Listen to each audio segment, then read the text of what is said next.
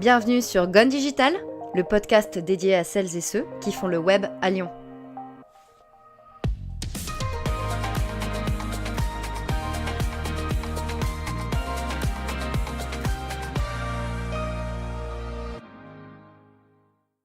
Bien loin d'un ours mal léché, mais plus coriace qu'un Winnie l'ourson, mon nouvel invité dans Gone Digital se nomme Jonathan Maga. Il a fondé Grizzly, un outil de tracking du temps idéal pour les chefs de projet. John nous raconte ses pérégrinations de l'Afrique du Sud à un cabinet de conseil à Lyon et comment il est arrivé à monter sa boîte. Écoutez-le parler de skate, de zéro déchet, de graphisme ou encore de chatbot. Très bonne écoute. Hello Jonathan, merci de venir dans ce podcast. Mais de rien, bonjour. Comment ça va ? Ça va bien, il fait beau. Cool, ouais, il fait grave beau. Tu préfères qu'on t'appelle Jonathan ou John en fait ? John, ça me va bien, c'est plus court, ça se retient mieux. Eh ben alors, va pour John. Donc John, ma première question c'est, est-ce que tu viens de Lyon ? Je suis né à Lyon, à Croix-Rousse, comme un vrai Lyonnais. Ah non, mais t'es pas né à Lyon alors ? T'es né à la Croix-Rousse. Je suis né à la Croix-Rousse. Et après, par contre, j'ai grandi à 30 minutes de Lyon. Et je suis revenu pour le lycée, j'y suis resté. Et t'y es resté. Et t'adores cette ville, tu imagines ? C'est ma ville de cœur. Je dis que c'est la plus belle ville du monde. C'est vrai, je suis d'accord avec toi. Je suis un peu chauve. Dans ta description LinkedIn, j'ai vu que tu étais un routard du web. Ouais. Quelle relation est-ce que tu as avec le web ? Je disais routard du web parce qu'avant j'étais capable de passer des heures juste à naviguer sur le web. C'était vraiment à la fin de mon adolescence, au lycée, j'ai découvert la puissance du web. J'y passais des heures juste à découvrir tout et n'importe quoi. Ouais. Et c'est à ce moment-là que je m'étais dit un peu que j'étais un routard du web. Voilà. D'accord, c'est sympa, j'aime bien l'expression en fait, je la trouve cool. Si tu devais changer quelque chose dans le web, ce serait quoi ?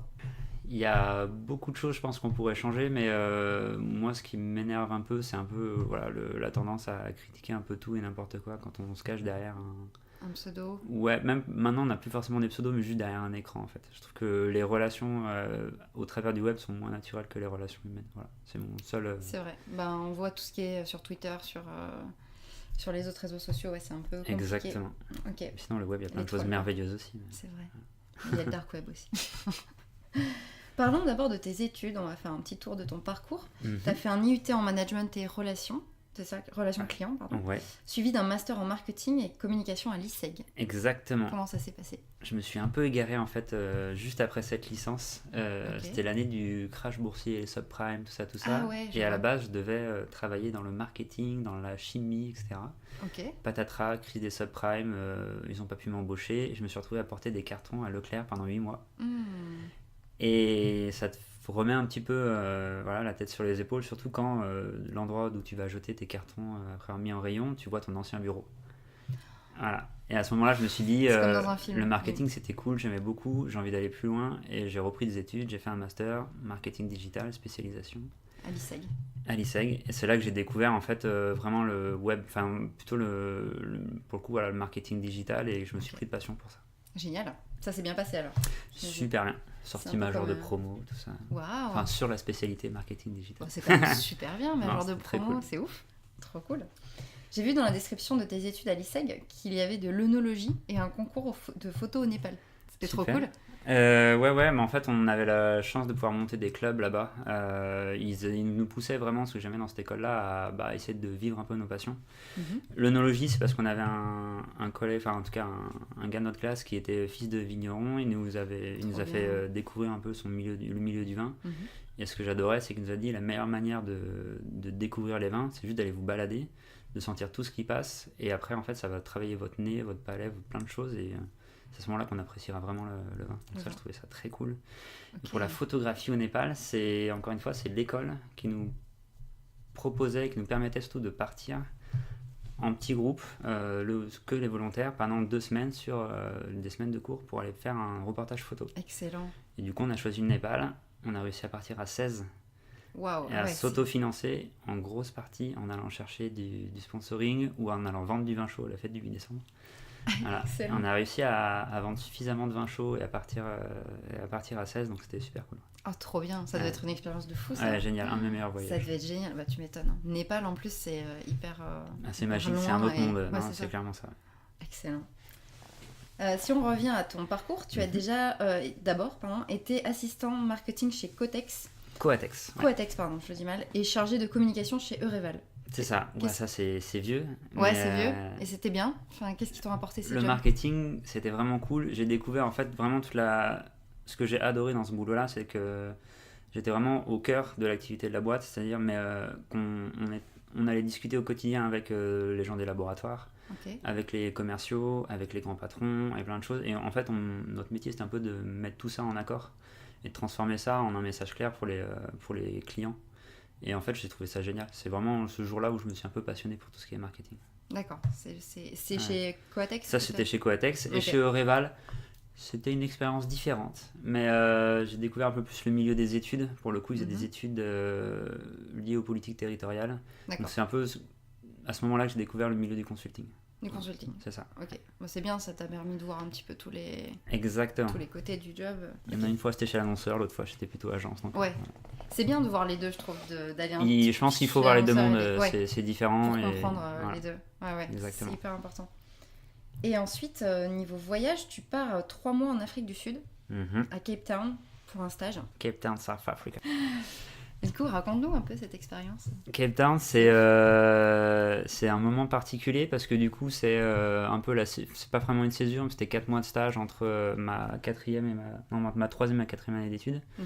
Donc juste avant de commencer le master, c'est un moment où je me sépare de ma copine, où j'ai envie de voyager, de bouger. Et j'ai 2 potes qui me disent, bah nous on part en Afrique du Sud, on peut faire les stages à l'étranger, viens on y va, rejoins-nous. Et du coup, j'ai débarqué là-bas, on a passé 4 mois, c'était 4 mois de folie, où on a déjà bossé, c'était ma première expérience dans une start-up. Chez Cognition, on travaillait sur un outil pour permettre aux jeunes qui n'avaient pas accès à l'école d'apprendre juste avec une connexion internet. C'était un peu le concept de la boîte. Génial. Et c'est là-bas que j'ai découvert des concepts, c'est quoi, The Fourth Rule of Epiphany, ou je sais plus ce que c'est, bref. Qu'est-ce que c'est ? Sur comment créer des expériences vraiment delightful, je sais pas comment, j'ai plus les mots qui me viennent, mais merveilleuse. Voilà, merveilleuse pour les utilisateurs, pour les régaler, et c'était un peu moi mon introduction à tout ce qui est design d'expérience utilisateur, qui est une de mes grandes passions. D'accord. L'UX t'aimes bien et tu... Voilà, exactement. En fait, j'ai vraiment fait marketing, design, UX, et maintenant aujourd'hui mon grand plaisir c'est de relier toutes ces disciplines dans mon boulot. Dans ton job. Et, mais au-delà de ça, l'Afrique du Sud, j'ai découvert, encore une fois, il y a beaucoup de vin en Afrique du Sud. C'est une terre hyper riche pour... Voilà, et grave pour ça, donc c'est vraiment génial. On a voyagé, j'ai fait le saut élastique du plus haut pont du monde, un truc comme ça. C'est quoi ? Le plus haut saut élastique d'un pont du monde, plutôt. Oh punaise, quelle horreur. 5 secondes de chute libre, c'est super. On a plongé avec les requins, on a vu les baleines. Et on a travaillé aussi, donc c'était plutôt cool. Et on a couru sur la pelouse du stade de la Coupe du Monde aussi, avant de se faire rattraper par des gardiens. C'est une autre histoire. J'imagine qu'il y a plein d'histoires à raconter autour de ces 3 mois. Il faut savoir qu'il y a une communauté française là-bas, French Hook. Et, si on veut y aller bosser là-bas, c'est facile ? Pour des Français, je sais pas, mais autrement, il y a du boulot là-bas. Ouais. D'accord. Après, il faut savoir si vous y partez en stage, c'est pas payé. Oui, voilà. Mais c'est une politique de chez eux, ils préfèrent payer, vu que les gens ont peu de revenus là-bas, ils préfèrent payer les gens du pays. D'accord. Et c'est normal, voilà. en même temps, je comprends. C'est ça. Mais non, mais c'est vraiment, vraiment très cool. Allez-y pour le 14 juillet, c'est marrant. Pourquoi ? Parce que justement, il y a une communauté française, et 14 juillet, il y a des grandes tentes bleu, blanc, rouge, avec des guillotines, du vin blanc, du fromage et des huîtres. Ah ouais, des huîtres. Et c'est assez incroyable. J'adore. Parce que c'est français. Tout le monde se balade avec des bérets et des baguettes. Ça doit être l'image qui reste de nous. Ouais, c'est ça. Des guillotines et des huîtres. Tu reviens à Lyon en tant que chargé de projet pour l'agence 1, 2, 3, 4 et ABS. C'est bien ça ? C'est ça. J'allais dire 1234, mais non. Non, 1, 2, 3, 4. 1, 2, 3, 4. C'était comment ? C'est première expérience dans une petite agence pour le coup. On était 5, dont 3 stagiaires. Je crois que maintenant c'est plus possible. Ouais. Non, c'est très cool là-bas. C'est un peu ma première expérience en tant que chef de projet, qui est devenu mon métier plus tard. Et non, c'était vraiment cool. On a bossé avec Florence là-bas, qui était la patronne, qui avait récupéré cette agence-là de son mari. Et non, c'était vraiment cool. J'ai bien apprécié. C'est vraiment une petite équipe. Pas si longtemps que ça, j'ai dû y rester, je pense, 6 mois peut-être. Quelque chose comme ça. Voilà, c'était du stage. Ok, c'était du stage. Et après, tu changes de boîte pour aller chez Native Communication. Tu fais quoi là-bas ? Et là, du coup, plus grosse agence. Je pense qu'on était bien une quarantaine. Wow. Et c'est là où j'ai plus pris du galon en tant que chef de projet. J'étais aussi assistant du directeur du planning stratégique. Donc c'est là-bas où j'avais un peu les 2 casquettes, chef de projet pour des projets à la fois web et print. Donc c'est mes premières relations avec des gros clients. Je bossais avec TNT, par exemple. Et sur la partie planning strat, où là, on était vraiment en amont sur toutes les recos pour répondre à des appels d'offres, faire des études, proposer des concepts, etc. C'était vraiment, vraiment cool. Ok. Et là, j'ai eu la chance de travailler pour Val Thorens, pour la marque Top. Oxbow, Wow. pour la métropole de Lyon. Non, c'était vraiment une super expérience. belle, Et ce que j'ai voilà. vraiment adoré, c'est qu'on était très en amont avant de vendre quoi que ce soit sur de la presta. Et en fait, on découvrait des univers, on défrichait l'existant. Et en fait, voilà, quand on est curieux, et je suis très curieux, c'est vraiment un métier où tu assouvis, on va dire, ta soif de connaissances. Tu découvres plein de milieux, donc c'est super. Oui, et puis ça permet de pas t'ennuyer finalement, de passer d'un client à un autre et de... C'est pour ça que j'avais testé l'annonceur. Ouais. Je suis rapidement allé aux agences parce que voilà, j'ai envie de voir plein de choses. Les agences, c'est sûr que ça bouge un peu plus. Après, ça a des inconvénients, mais c'est vrai que les avantages... Le salaire, que... je déconne. Mais non, mais surtout, voilà, passer d'un univers à l'autre et pouvoir bouger et voir des choses, c'est vraiment super. Puis rencontrer le client et puis se nourrir de l'univers du client, ça c'est super. Et ensuite, tu vas chez Bolero, en tant que chef de projet web, toujours. Yes. Puis en tant que consultant digital. Tu restes là longtemps, 3 ans et demi. C'est ma première vraie expérience pro en mode CDI, post-études. Tout ce qu'il y avait avant, c'était de l'alternance ou du stage. C'est vraiment ce que j'avais adoré à l'ISEC, c'est le fait que, en fait, tu passes quasiment 80% de ton temps au boulot. Donc tu peux voir plein de jobs. Et au final, tu choisis ce qui te plaît. Et j'ai atterri chez Bolero suite à une opportunité. Je suis resté là-bas finalement, effectivement, 3 ans et demi.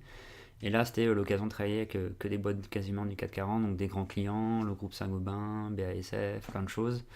On faisait des études digitales, donc de comportement, comment les gens se comportent sur le web, comment est-ce qu'ils forgent leur opinion, et quel est leur parcours jusqu'à une démarche d'achat. En fait, à ce moment-là, on étudie où est-ce que les gens échangent, comment ils s'informent, comment ils se renseignent, qu'est-ce qui va influer sur leurs décisions, et après on dit, regardez, monsieur la marque, vos clients ils sont présents ici, ici et ici, ils parlent de ça de telle manière, et voici ce qu'ils attendent comme information sur ces endroits-là. Parce que Bolero... Mais regardez, vous n'êtes pas présent. D'accord. Et en fait, nous, derrière, on leur déclinait toute une stratégie digitale pour être là où leurs clients étaient, avec l'info qui allait bien, et pour finalement se placer sur le parcours client, mais digital. Voilà. Parce que Bolero, c'est une agence de veille stratégique. Alors, c'est un cabinet d'études. Comme ils se définissent, très orienté stratégie digitale. Et l'objectif, c'est vraiment ça, de faire un audit et une cartographie des influences sur le web pour un secteur, une marque ou une problématique.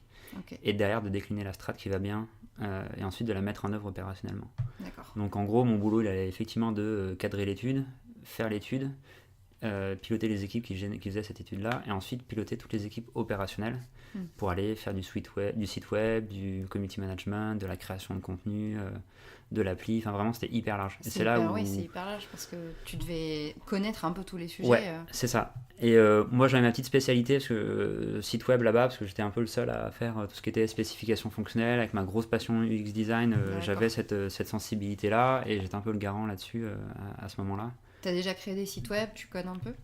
Alors, j'ai appris à coder récemment en HTML et en CSS. Génial. Juste pour la partie front, sinon c'était une grosse maîtrise de WordPress plutôt avant. D'accord. Mais c'est surtout une très grosse culture de ce qui se fait en termes d'interface, d'interaction, de pattern, de design. C'est ça qui aide surtout. D'accord. Et c'est quoi la différence entre le chef de projet web et consultant digital? Comment t'es passé de... Pourquoi tu as changé de poste et comment ça se fait? Au début, j'étais très web, donc j'étais vraiment sur la partie conception de site, spécification fonctionnelle, pilotage opérationnel de projets de site web. Et ensuite, je suis remonté plus sur la partie stratégie, qui est un peu la partie amont. Et c'est là où j'orientais mes clients sur du site web ou sur autre chose. Parce qu'effectivement, le site n'est pas toujours ce dont ils ont besoin. Des fois, ils sont très bien équipés. Des fois, c'est pas le média principal. Il faut être ailleurs. Voilà. Mais ça peut être aussi frustrant de faire que de la strat et de moins mettre les mains dans le cambouis. Ouais, du coup, tu perds un petit peu... C'est ça. Ouais. D'accord. Avant même de rentrer chez Bolero, il y a une idée qui germe dans ta tête. Ça. Cette idée dont le nom est Grizzly. Tu montes ta start-up en même temps que tu bosses. Raconte-nous un peu cette belle aventure. Alors Grizzly, c'est né avec mon coloc de l'époque en dernière année de master. On doit trouver un projet de fin d'études et on peut soit trouver une mission chez notre stage actuel et essayer de développer quelque chose, soit créer notre concept. Et à ce moment-là, durant notre expérience pro, tous les deux, on avait remarqué qu'il y a un énorme problème au niveau du tout ce qui est suivi des temps de travail dans les agences. Il faut savoir que les agences, elles vendent du temps.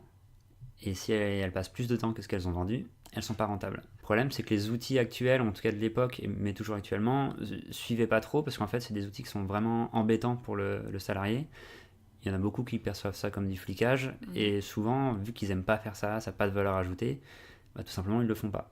Sauf que nous, derrière, on doit mettre à jour nos chiffres, tenir au courant nos clients de la conso de leur budget, tenir au courant notre hiérarchie de comment ça avance sur les projets et est-ce qu'on est rentable ou pas. Ouais. Et tout ça, c'est lié au temps passé. Et c'est comme ça qu'est née l'idée de Grizzly, comment est-ce qu'on peut rendre le truc beaucoup plus fun pour les équipes et beaucoup plus précis pour les managers.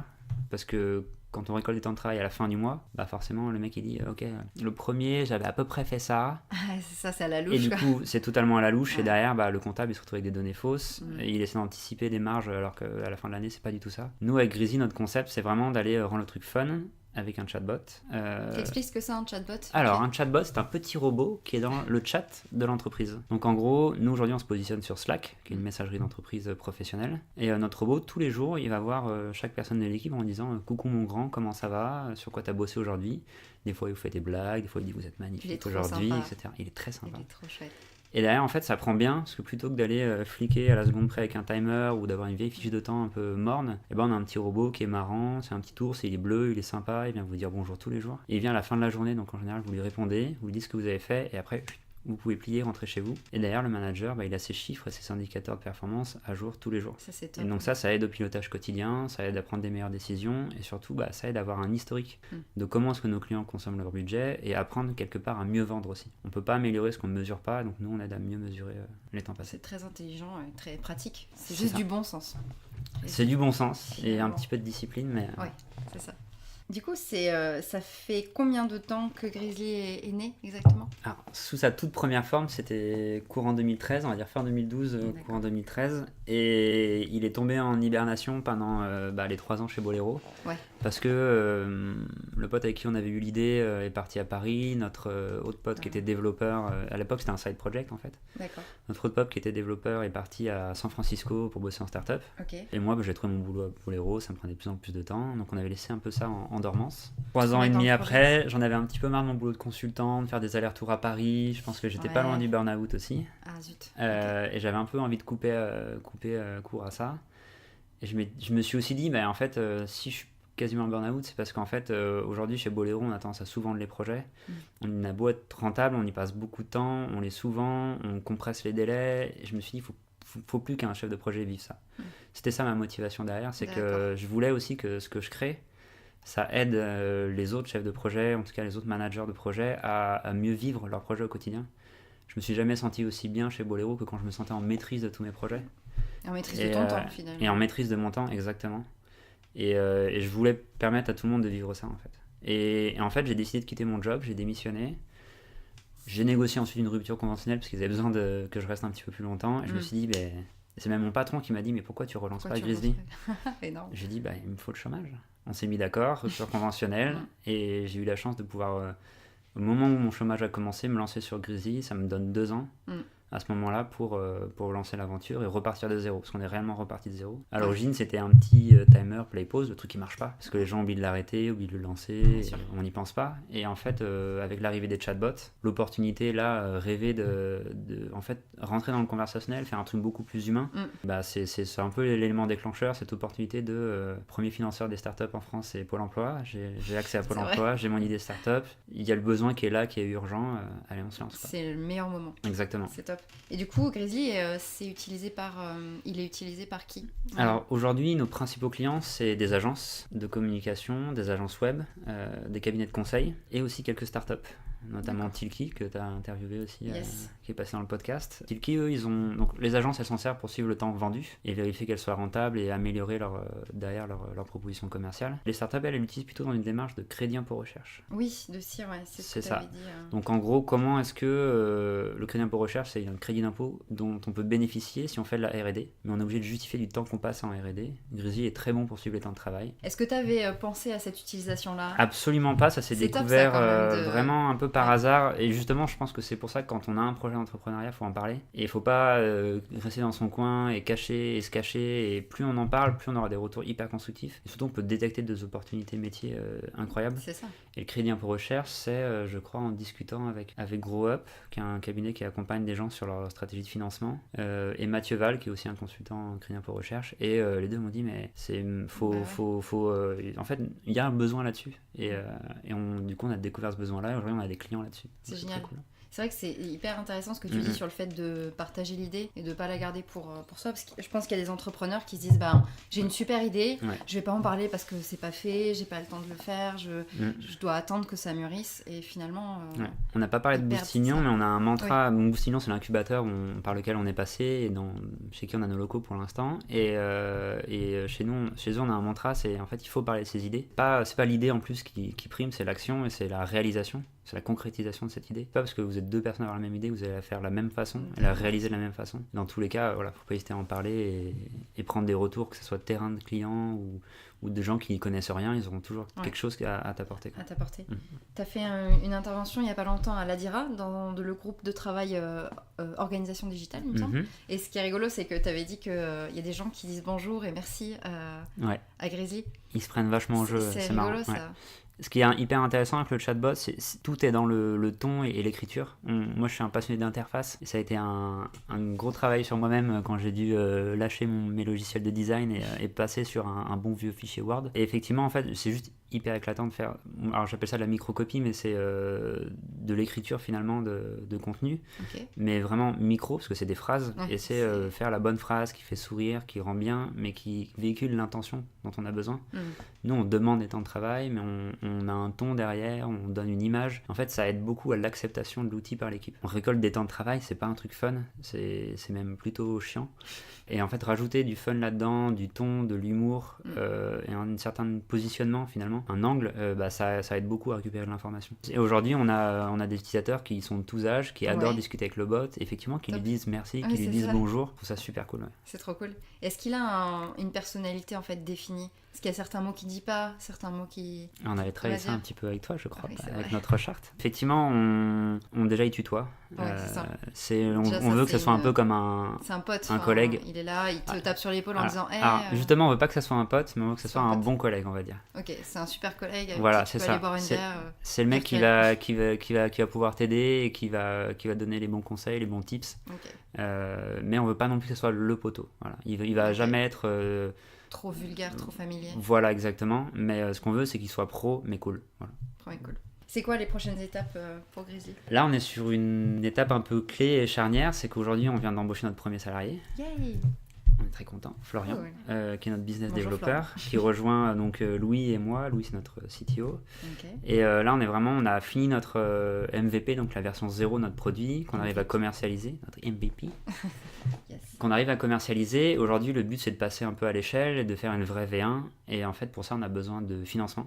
Parce qu'on va avoir une période un peu longue où on va le temps de trouver la rentabilité, d'avoir suffisamment de clients. Il va falloir qu'on consomme de l'argent, qu'on staffe l'équipe, qu'on finisse de développer le produit, qu'on fasse des dépenses marketing et tout ça, ça se finance. Bien sûr.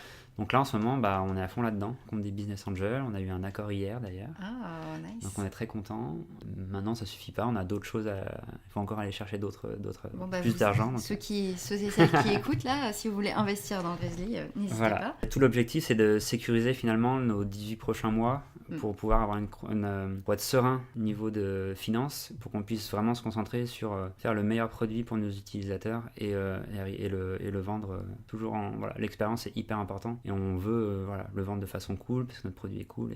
Question un peu plus généraliste, quel est l'avenir des chatbots selon toi ? Aujourd'hui, moi ce qui m'énerve quand on parle de chatbots, c'est qu'on les associe quasiment toujours aux petits assistants qui vont vous aider à faire du support client ou à vendre des chaussures sur un site web. Moi je suis persuadé que les bots ont un autre avenir. Et qui doivent devenir finalement des véritables assistants. On parle toujours de l'intelligence artificielle qui va piquer des jobs, etc. C'est vrai et c'est pas vrai, ça va aussi en créer d'autres. Mais pour nous, notre positionnement, c'est Grizzly, c'est qu'on va pas remplacer le chef de projet. Ce qu'on veut, c'est devenir son assistant et un peu son deuxième cerveau. Et automatiser avec notre bot toutes les tâches qui sont finalement un peu chiantes, administratives, pas très créatrice de valeur et automatisable. Déplacer une case dans un Excel, mettre à jour un tableau de suivi, aller voir quelqu'un pour savoir sur quoi il a bossé, voilà, c'est pas ce qui fait rêver le chef de projet. On veut le libérer de ces tâches-là, soulager un peu sa charge mentale et faire en sorte qu'il puisse lui se concentrer vraiment sur le travail qui est humain et qui est créateur de valeur. C'est le management de ses équipes, c'est la relation avec son client, c'est la création de ses recommandations, mener ses projets, enfin vraiment tout le travail humain et créateur de valeur. Parce que les humains, on est bons pour ça. Demain, l'humain, il aura surtout un rôle créatif. Bah, c'est ça, parce qu'il y a plein de choses qu'on pourra automatiser et finalement, qui pilotera les machines, ce sera quand même nous. Qui aidera à automatiser, ce sera quand même nous. Et il faut être créatif pour ça, en fait. Voilà. Quels sont tes conseils pour monter une start-up ? Alors déjà, vous l'aurez compris, parler de son idée. C'est vraiment hyper important. Il n'y a rien de pire que de s'enfermer, de s'imaginer des choses. Et en fait, vous allez passer du temps à conceptualiser quelque chose, le développer et potentiellement un jour le mettre sur le marché. Et en fait, que ça convienne à personne. Donc tester, en parler. Et en fait... à un moment, il faut arrêter la réflexion, il faut passer à l'action. Pour toi, ça ne sert à rien de trop préparer, il faut y aller. Et moi, il y a un moment où j'ai eu un petit peu des difficultés parce que j'ai beaucoup intellectualisé les choses quand j'étais consultant, parce que c'était mon métier, c'était de faire de la strat, d'intellectualiser les choses et de dire ce qu'il fallait faire, mais moins souvent le réaliser. Et du coup, il a fallu repasser à l'action quand j'ai créé Grizzly. Et en fait, c'est un plaisir monstrueux de remettre les mains dans le cambouis, c'est super. C'est ça. Et mon deuxième conseil, ça va être d'avoir un focus et de se fixer le focus du mois ou de la semaine ou de la demi-année et de s'y tenir et vraiment de garder le cap. Des objectifs. Ouais. Il y a plein de gens qui vous fileront toujours plein de conseils, c'est hyper important de les écouter et d'avoir l'oreille ouverte, mais par contre c'est à vous de fixer le cap et de prendre ce qu'il y a à prendre, de laisser de côté ce qu'il y a à laisser et vraiment suivre son cap. C'est ce qui fait la différence, on va dire, entre un bon patron, je sais pas, mais un bon maker et un mauvais maker pour moi. Parlons un peu de tes passions. Tu fais du skate, là t'en as fait il y a même pas une heure, c'est ça ? C'est ça, exactement. C'est cool ça. T'es passionné par le graphisme et t'as dit que t'étais un geek en puissance, je reprends tes mots. Ouais, le skate, je suis tombé dedans au lycée, j'ai arrêté suite à une blessure pendant quasiment 5 ans. Ouais. Tu t'es fait quoi ? Une sorte d'entorse du dos. Je me suis tordu le dos dans le mauvais sens en plongeant dans un lac. Voilà. Et j'ai découvert l'escalade. Après, je me suis remusclé le dos. Et quand j'ai pu, je recommence le skate depuis peu. En fait, c'est un super bon moyen d'extérioriser en fait, tout ce qu'on peut avoir en nous, de se vider le cerveau. Et finalement, c'est un effort qui est individuel. C'est de la performance, c'est toi qui améliore tes figures, qui va travailler le style, la vitesse, la propreté du trick. Mais c'est aussi un sport qui est vachement collectif parce que tu t'encourages, parce que tu te donnes des conseils. Et j'ai retrouvé aussi ça dans l'escalade.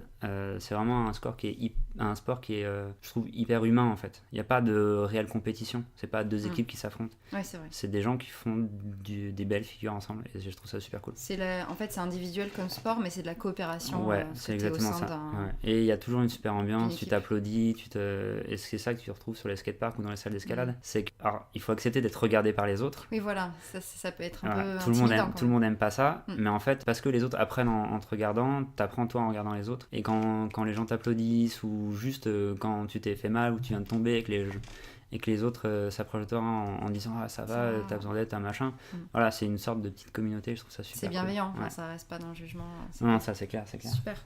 Et après le graphisme, effectivement, c'est pendant mes pérégrinations sur le web, quand j'étais un routard du web, que j'ai découvert DeviantArt, que j'ai passé des heures à regarder des illustrations, des fanarts, plein de choses, que j'ai découvert Photoshop. À l'époque, on faisait de la vidéo justement pour se filmer quand on faisait du skate. On avait sorti une sorte de mini-film, il fallait faire la jaquette du DVD. Première expérience Photoshop, c'était horrible, mais du coup, je suis tombé un peu là-dedans avec ça. Et en fait, j'ai jamais lâché ça. Et en rentrant dans le marketing, la communication, le web, je suis tombé sur le design d'interface, l'expérience utilisateur. Et depuis, en fait, c'est voilà. Aujourd'hui, je passe du temps à faire des business plans, à des rendez-vous clients, parler avec des financiers. Et le moment où je respire, c'est quand je design des interfaces. Ouais, c'est ça. C'est le moment ou des expériences. C'est le moment où je me fais plaisir, quoi. C'est ma petite sucrerie à la fin de la semaine. C'est vrai que quand tu es chef d'entreprise, être créatif, finalement, c'est pas ton premier job. C'est le job au début, et vite après, ça devient soit une petite routine, soit un truc vraiment minime dans ce que tu dois faire. En tout cas, voilà, ça fait partie de ta palette de jobs que tu dois c'est ça. mener. Mais c'est un peu mon petit îlot des fois où j'aime bien me réfugier. C'est important d'avoir des petits. Exactement. Petits îlots comme ça. Et t'es geek alors? Et la partie geek en puissance, je suis un gros lecteur de manga. Tu lis quoi? Je lis beaucoup de choses. Je saurais même plus dire les noms tellement j'en dis. Je lis beaucoup de mangas en fait et des manhwas, c'est les mangas coréens qui se lisent sur téléphone. Des manhwas? Manhwa, M-A-N-W-H-A, je crois. Et c'est des mangas faits pour le téléphone, parce qu'ils sont beaucoup sur téléphone là-bas en Corée. D'accord. On ne tourne pas des pages, on scrolle verticalement. Et c'est comme si c'était une très très grande image. Et c'est vraiment super cool à lire. Et voilà. Et il y a beaucoup, je peux en recommander énormément, mais voilà, j'aime beaucoup tout ce qui est SF, policier, et effectivement Webtoon. Et tu connais très belle Webtoon, référence. voilà, Exactement. Et en fait, je lis des. Mais je savais pas que je lisais c'est des manhwas. C'est des manhwas. Je lis des mangas comme ça et je scrolle. Exactement. Et chaque semaine, il y a, ou tous les 2 jours. Voilà. Et c'est un peu, voilà, encore une fois, sympa. moi, c'est clairement ma drogue. Ouais. Je suis plein de mangas en cours. Ok. Et tous les jours, je sais qu'il y en a qui sortent certains jours. Et le matin, je me lève, je lis mon manga. Je me mets dans ma bulle et après, voilà, je repars et je vais bosser. Trop bien. Ouais, il y en a un que je suis là qui sort tous les dimanches matin et à chaque fois je le suis. Ok. C'est les petits rendez-vous. Manon, Voilà. Mais donc, geek, quelque chose. manga, comics, BD, films, voilà, j'ai cette partie très pop culture. Et j'ai aussi cette partie très bricolo du web où j'adore réparer des téléphones, essayer d'automatiser ma maison. Là, j'ai installé des thermostats connectés, j'essaie de brancher ma maison avec des Raspberry Pi, avec plein de choses. Voilà, je m'intéresse à la domotique en ce moment. D'accord, en mode Iron Man, mais version. Exactement. Et je me suis découvert une passion pour les meubles aussi. Je fais des meubles en bois. Voilà. Ok. Totalement à côté, mais je sais pas si je suis un hipster, mais depuis peu on est zéro déchet en fait avec ma copine depuis 2 ans bientôt. Waouh. Et on a changé beaucoup de choses dans ma vie et c'est là où le côté geek a pris un gros coup dans la face. Ben normal parce qu'en fait c'est de la consommation à être geek aussi quoi. Exactement. Surtout, ça fait et du coup c'est de pour ça que maintenant plutôt que d'acheter des bouquins je les achète en format digital. J'essaie de pas les pirater. C'est pour ça que plutôt que d'acheter des produits neufs, et ben j'achète par exemple des thermostats connectés sur le bon coin. C'est de la seconde main. C'est pour ça qu'on a aussi un chat de seconde main. Vous avez un chat de seconde main, tout à fait. Même le chat il est zéro déchet. Le chat est zéro déchet. Il a pas le choix, on lui achète des croquettes en vrac, etc. Okay. Et voilà. Et du coup effectivement ce côté geek a pris un gros coup quand on est devenu zéro déchet. Et au moment où on a voulu meubler notre appart, et ben on a fabriqué aussi des meubles. C'est génial. Et en fait c'est un grand moment de détente ça aussi. Oui, parce que tout ce qui est création avec les mains, comme le jardinage, l'ameublement, tout ça, c'est vrai que ça détend énormément. J'ai découvert que même quand on fait pas du web, c'est sympa des fois. Genre la vraie vie et tout, voilà. C'est un truc de fou. Tout à fait. Super. On va bientôt terminer le podcast. J'ai trois dernières questions. Est-ce que tu peux nous donner tes outils fétiches ou des logiciels que tu conseilles ? Ouais. Pour ma productivité au quotidien, Grizzly. J'utilise Grizzly, effectivement. Nous, ça nous aide à voir qu'est-ce qui nous prend du temps en start-up et sur quoi on bosse. Enfin, en gros, se rendre compte des choses et du temps de développement. Donc, ça nous aide aussi à ajuster nos roadmaps et à tout ça. Donc, forcément, Grizzly, je recommande. Je suis un bon utilisateur de Todoist pour tout ce qui est gestion de to-do. Et ensuite, gros fan d'Excel, voilà. Mais surtout de PowerPoint. Et surtout PowerPoint. J'ai passé des années à designer des slides et aujourd'hui, quand j'étais consultant, et aujourd'hui je design des slides pour aller chercher du financement et j'adore PowerPoint, c'est bête. Et Canva moi je suis passée un peu de PowerPoint. Je n'utilise pas du tout Canva, mais parce que je suis un très gros power user de PowerPoint. Ouais. Et sinon, mon logiciel de cœur, c'est Sketch, qui me permet de faire tout ce qui est design interface uniquement sur Mac. Aujourd'hui, il y a des alternatives comme Figma sur Windows, ou en tout cas dans le web. Et je suis un gros connaisseur d'outils, je fais beaucoup de veille là-dessus. T'aimes bien tester les outils, les logiciels qui sortent. C'est ça. Alors j'ai un peu moins le temps maintenant, mais je faisais énormément ça et c'était de la veille que je pouvais faire pour mes clients à certains moments.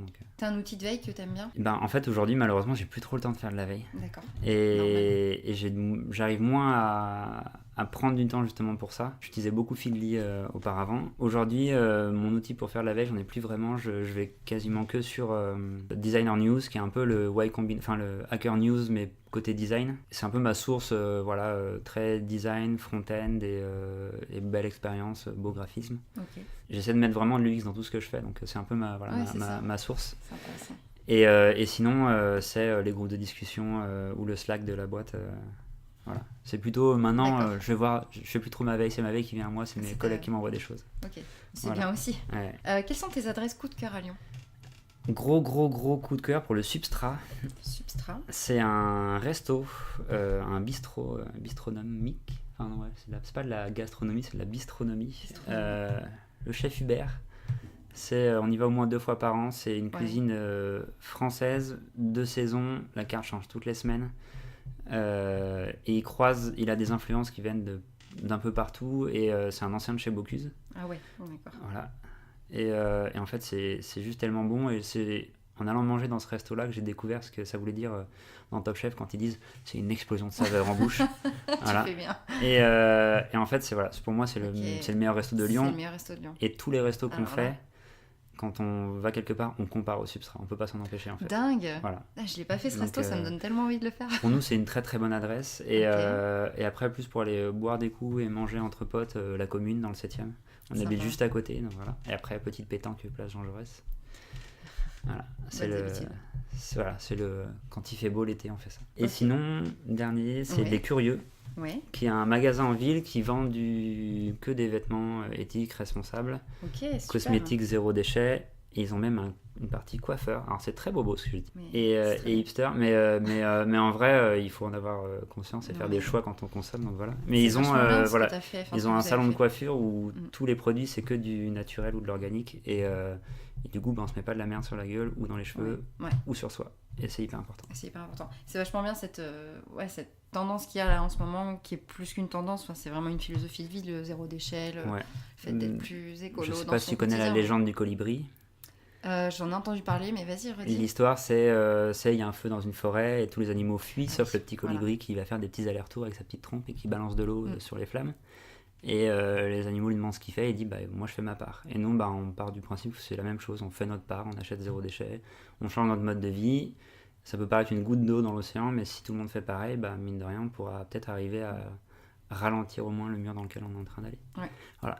Tout ça pour finir sur une Top. belle note joyeuse, Wow, mais en vrai, non, mais c'est on vachement peut bien, tous être c'est hyper acteurs inspirant. on peut tous être acteurs de ce qu'on fait de demain. C'est top. Et pour terminer, j'aimerais bien que Mm. tu nous parles de quelque chose qui t'a inspiré ces derniers temps. Alors, inspiré, c'est peut-être pas le mot, mais c'est une chose c'est une musique qui m'accompagne beaucoup en ce moment, qui s'appelle Nissim de The Gas Lamp Killer, qui est un croisement entre de l'électronique, de la musique un peu du monde. C'est mi-oriental, Tu mi-piano, peux nous mi-plein faire de choses. écouter ? Je peux faire écouter. Et vraiment, elle m'a fait voyager, donc voilà. Ok. Ça, c'est mon petit coup de Elle cœur. dure longtemps. Elle dure pas très longtemps, mais elle met longtemps à partir. Sympa. Et elle commence très lentement, après elle est très très rythmée, et c'est très cool. Cool.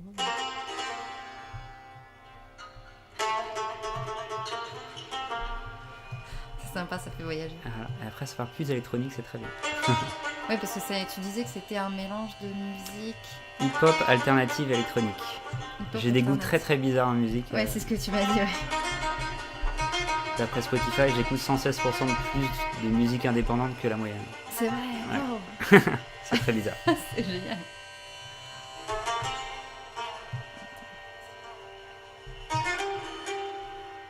Petite pause musicale. Oh, c'est bien. J'aime bien, c'est quoi? C'est de la sitar? Je pense que c'est de la sitar. En vrai, c'est un DJ le gars, donc c'est plutôt du sample. Mais... Et il a écrit cette musique en hommage à son père et à les choses qu'il lui a fait vivre. Et du coup, c'est un hommage pour son père et le remercier de tout ce qu'il a fait pour lui. Wow. Il n'y a pas de parole. Il y a zéro parole. Elle est très longue à commencer, hein. Mais ça arrive, ça arrive. Ça arrive, ça arrive. Ok, on attend, on est patient.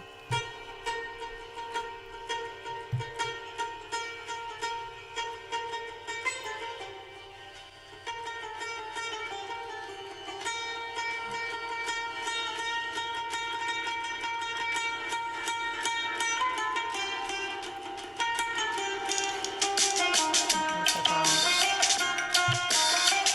Voilà. Moi, je me mets ça le Vachement matin. bien. Mais ouais, c'est super pour se réveiller. Et ça. le matin, ça m'aide à décoller et à Ouais. partir pour une bonne journée. Trop bien. Cool. Bah, Voilà, merci voilà. beaucoup pour ce petit moment musical.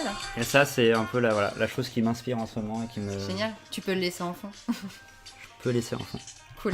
Bah, merci beaucoup, John, pour être venu dans ce podcast. Il n'y a pas de souci. C'était Merci top. de m'accueillir et de me prêter le micro. Pas de soucis. Ben, on te retrouve où? Sur LinkedIn, sur Twitter, sur LinkedIn, Twitter, pas Facebook, mais sur Facebook. en tout cas, j'y suis très peu, mais plutôt LinkedIn, effectivement. Voilà. Et sinon, à Boustignon, si vous voulez Et passer nous voir, ouais. les jeudis matins, Open Coffee, pour venir discuter avec des start-upers. Cool. Super. Bah, merci beaucoup. De rien, merci à toi. À bientôt. Au revoir.